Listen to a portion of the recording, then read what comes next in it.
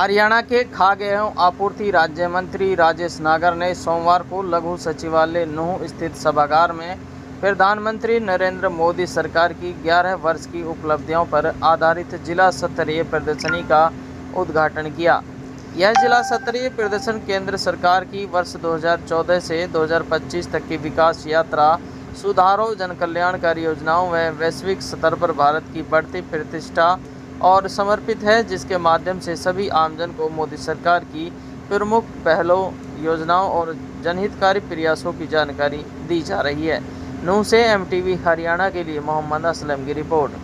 देखो, आज जो भारत हमारा देश जिस गति से तरक्की कर रहा है, बढ़ रहा है, ये किसी से छुपा नहीं है। 2014 से पहले भारत की बात करें और 2014 के बाद के भारत की बात करें तो आज बहुत सारा बदलाव आप देख सकते हैं।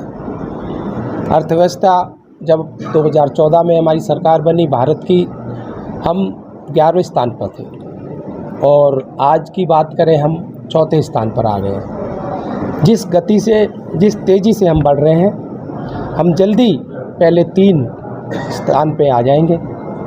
और आज अगर हम बात करें हाईवेज़ की, सड़कों की, तो आज सभी ज़िलों को हमारे देश के 4 लेन से जोड़ दिया गया है। हाईवेज़ जो पहले 10-15 किलोमीटर की एवरेज आती थी, आज 30 से ज़्यादा किलोमीटर की एवरेज आ रही है।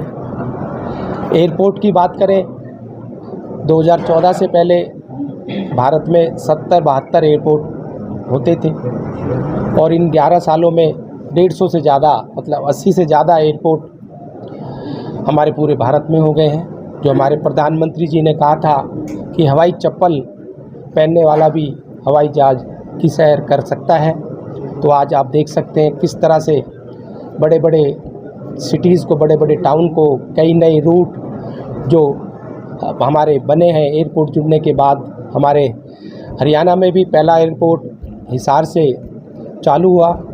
अगर हम बात करें महिलाओं की, जो आरक्षण हमारे प्रधानमंत्री जी ने लोकसभा में 33% का और विधानसभा में 33% का दिया। उज्ज्वला योजना के तहत 10 करोड़ से ज़्यादा महिलाओं को गैस के कनेक्शन, गैस के चूल्हे दिए गए और सिलेंडर की जो कीमत है वो भी 500 रुपये में हमारे गरीब परिवार के लोगों को हम दे रहे हैं। इस तरह से और भी बात करें, खिलाड़ियों की बात करें, 2014 से पहले जो हमारे खिलाड़ी थे, अगर आप मेडल की टैली देखेंगे और आज की जो टैली देखेंगे, किस तरह से हमारे कॉमनवेल्थ गेम की बात करें, ओलंपिक्स की बात करें, चाहे हम वर्ल्ड मीट की बात करें, पैरा ओलंपिक्स की बात करें, एशियन गेम की बात करें, आज खिलाड़ी हमारे देश के लिए जो मेडल जीत कर ला रहे हैं पहले के मुकाबले बहुत ज़्यादा है आज।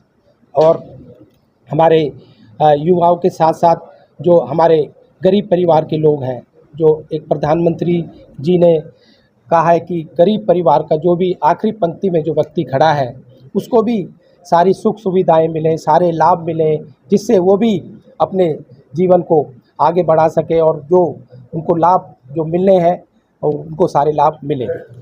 मंत्री जी, बहुत महत्वपूर्ण विभाग आपके पास है, भोजन सप्लाई। बीपीएल जो कार्ड है उनको काटने का सिलसिला लगातार जारी है। कितने राशन कार्ड अब तक प्रदेश में काटे जा चुके हैं और क्या इन्होंने गलत लाभ इतने सालों तक लिया? नहीं, कोई काटने गलत कोई वो नहीं काटे गए राशन कार्ड। जो भी हमने शिकायत हमारे ऊपर आती है कि भाई इनकी आय 1,80,000 से ज़्यादा है, तो उसकी पूरी चेकिंग की जाती है। हमारे अधिकारी जाकर वहाँ उसके घर पर जाकर और अड़ोस पड़ोस से पता करते हैं कि भाई इनको जो लाभ मिल रहा है ये उसके लिए लायक है, उचित है, एलिजिबल है कि नहीं है।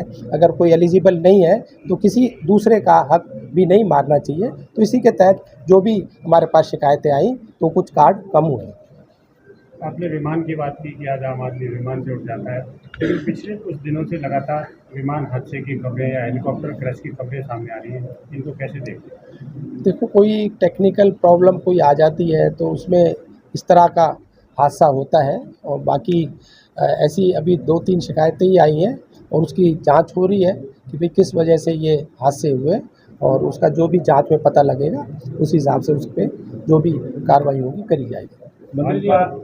आपके भाजपा डिपार्टमेंट संगठन में कई बार लाइसेंस बनवाने के लिए फाइल जमा कराई गई है, फार्म भराए गए हैं ऑनलाइन, लेकिन 2 बार ये रिजेक्ट कर दिए गए हैं। अभी तक कोई नया राशन पहुंचाने के नहीं, लिए। लाइसेंस क्या, नए डिपो जी सर। नए डिपो के लिए जल्दी आपको 1 महीने जुलाई तक मुझे उम्मीद है कि नए डिपो की अलॉटमेंट होगी और नए डिपो की जो सारी शर्तें थी, कंडीशंस थी, वो फाइल सारी पास हो गई है और जल्दी एडवर्टाइजमेंट अखबारों में आएगी या मीडिया में आएगी, जिससे नए डिपो वालों को डिपो दिए जाएंगे। सर आपने